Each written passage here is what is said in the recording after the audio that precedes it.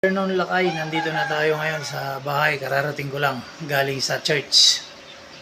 So ngayon anong oras na? Alas 3 na, alas 3 pasado na. Ngayon magluluto tayo ng merienda natin kasi kararating lang natin galing sa church. Magluluto tayo ng pansit canton, kaya magmerienda muna tayo. Canton na lulutuin natin, merienda natin. Yan.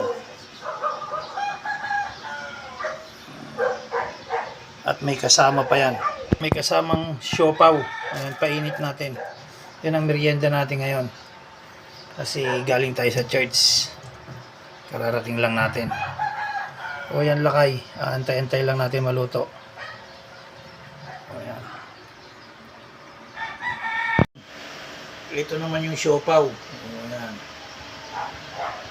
Ayan. Kain na tayo. Yan ang merienda natin. Galing tayo sa church. Praise God. Oh, sino pang hindi nagmerienda dyan? Sabayan nyo na ako. Merienda tayo.